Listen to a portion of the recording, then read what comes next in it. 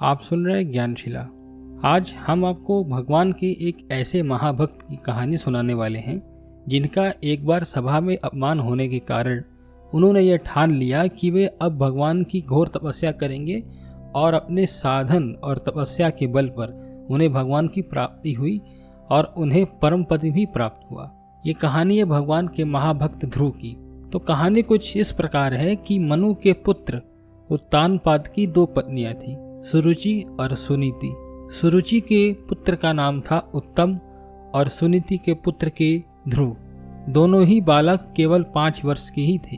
एक बार महाराज उत्तानपाद की राजसभा लगी हुई थी और वह अपनी पत्नी सुरुचि के साथ सिंहासन पर ही बैठे हुए थे। उनकी गोद में सुरुचि का बेटा उत्तम खेल रहा था और वह बड़े प्यार से दुलार रहे थे।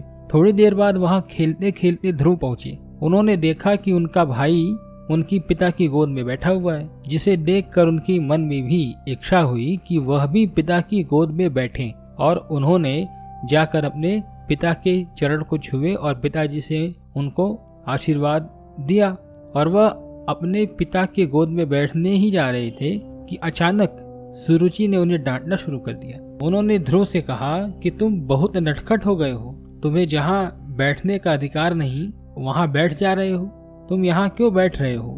मेरे गर्भ से तुमने जन्म नहीं लिया है, इसीलिए तुम्हें यहाँ बैठने का अधिकार नहीं। तुम मेरे सगे पुत्र नहीं हो। इस प्रकार कहते हुए उन्होंने ध्रुव को बहुत अपमानजनक बातें बोली। यह सुनकर वह बेचारा छोटा सा ध्रुव रोने लगा। वह रोते रोते अपनी माता सुनीति के पास गया। माता के पूछने पर उन्होंने सारी बातें कह सुनाई। यह सुनकर माता को दुख हुआ और उन्होंने कहा कि बेटा, सुरुचि ने सत्य ही कहा, मैं अभागिन हूँ और तुम मेरे पुत्र हो, इसीलिए तुम्हारा अपमान हुआ है।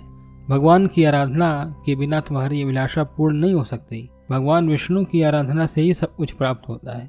विश्व में सबसे बढ़कर वही है। यह सुनकर ध्रुव के पुराने संस्कार जाग उठे। उन्होंने अपनी माँ से कहा कि माता, मुझे लगता है कि पिताजी से बढ़कर और कोई नहीं है और वह मुझे पसंद नहीं करते हैं, तो जीवन भर मैं दुखी रहूंगा।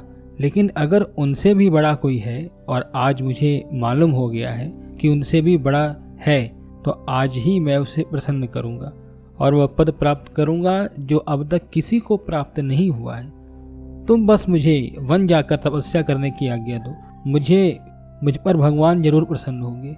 पुत्र की बात सुनकर पहले तो माता ने मना किया, लेकिन बहुत हट करने पर अंत में वे मान गईं और उन्होंने नीले कमलों की माला हाथों से गूंथ कर ध्रुव को पहनाई और उन्हें ढेर सारा आशीर्वाद देकर भेज दिया। आगे क्या हुआ और ध्रुव ने किस प्रकार भगवान की तपस्या की और आराधना की, भगवान उनसे कैसे मिले, ये मैं आपको इस वीडियो की सीरीज के अगले भाग में विस्तार से बताऊंगा। धन्यवाद।